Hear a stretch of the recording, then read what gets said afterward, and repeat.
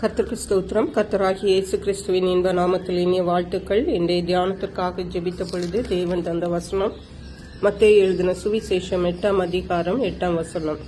100க்கு அதிபதி பிரதியுத்தரமாக, ஆண்டவரே, நீர் என் வீட்டுக்குள் பிரவேசிக்க நான் பாத்திரன் அல்ல.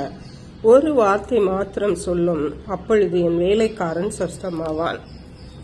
நம்முடைய கர்த்தராகிய இயேசு கிறிஸ்து வியாதிகளை சுகமாக்கும் வல்லமையுள்ள தேவன்.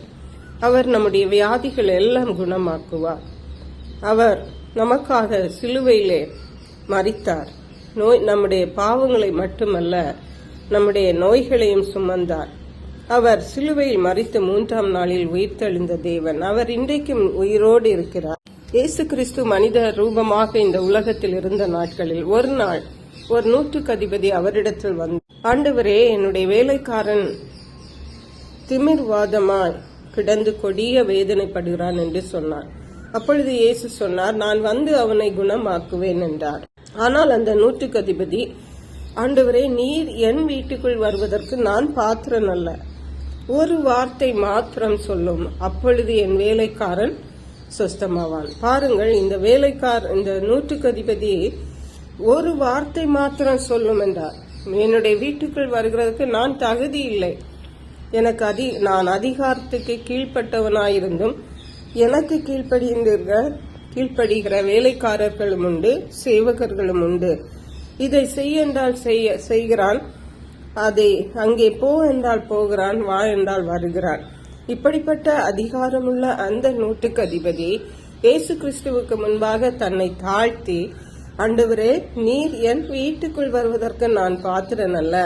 உம்முடைய ஒரு வார்த்தை எனக்கு போதும், அப்பொழுது என் வேலைக்காரன் சொஸ்தமாவான். இதுதான் அந்த 100க்கு அதிபதியுடைய விசுவாசமாயிருந்தது. அப்பொழுது இயேசுவே அந்த விசுவாசத்தை பார்த்து ஆச்சரியப்பட்டு அவருக்கு பின்னாக செல்லுகிறவர்களை பார்த்து சொன்னார், இஸ்ரவேலர்களுக்குள்ளும் நான் இப்படிப்பட்ட விசுவாசத்தை காணவில்லை. மெய்யாகவே உங்களுக்கு சொல்லுகிறேன், கிழக்கிலும் மேற்கிலும் இருந்து அநேகர் பரலோக ராஜ்யத்திலே ஆபிரகாம், ஈசாக்கு, யாக்கோபு என்பவர்களோடு பந்தி இருப்பார்கள். ஆனால் ராஜ்யத்தின் புத்திரரோ புறம்பான இருளிலே தள்ளப்படுவார்கள் என்று சொன்னார். அப்பொழுது இயேசு அந்த 100க்கு அதிபதியை பார்த்து, நீ போகலாம், நீ விசுவாசித்தபடியே உனக்கு ஆக கடவுதென்றார்.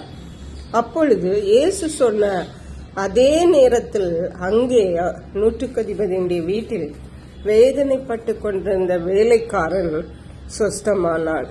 இதை 13ஆம் வசனத்திலே வாசிக்கிறோம். அருமையான கர்த்தருடைய பிள்ளைகளே, இன்றைக்கு நம்முடைய விசுவாசம் எப்படி இருக்கிறது? யாராவது வந்து, அல்லது பாஸ்டர் வந்து, அல்லது ஊழியக்காரர்கள் வந்து என்னுடைய தலையின் மேல் கையை வைத்து ஜெபித்தால்தான் என்னுடைய வியாதி சுகமாகும் என்று நம்புகிறோமா? அப்படிதான் நம்முடைய விசுவாசம் இருக்கிறது. நாம் இயேசு கிறிஸ்துவிடத்திலே ஜெபித்து தேவனுடைய சுகங்களை பெற்றுக் கொள்ளும்படியான விசுவாசம் நம்மிடத்திலே காணப்பட வேண்டும். நாம் அவருடைய பிள்ளைகள். நாம் அவருடைய சமூகத்தில் இந்த 100க்கு அதிபதியை போல நம்மை தாழ்த்தி கர்த்தரிடத்தில் கேட்கும் பொழுது நிச்சயமாகவே அவர் நம்முடைய நோய்களை சுகமாக்குவார். அருமையான கர்த்தருடைய பிள்ளைகளே, ஆகவே நோய்களை பார்த்து கலங்காதிருங்கள், கவலைப்படாதுங்கள். எந்த பெரிய நோயானாலும், எந்த சிறிய நோயானாலும் இயேசு கிறிஸ்துவை நோக்கி கூப்பிடுவோங்கள், அவர் உங்களுக்கு பரிபூர்ண சுகத்தை தரும். கர்த்தர் தாமே இந்த வார்த்தைகளை ஆசீர்வதிப்பாராக.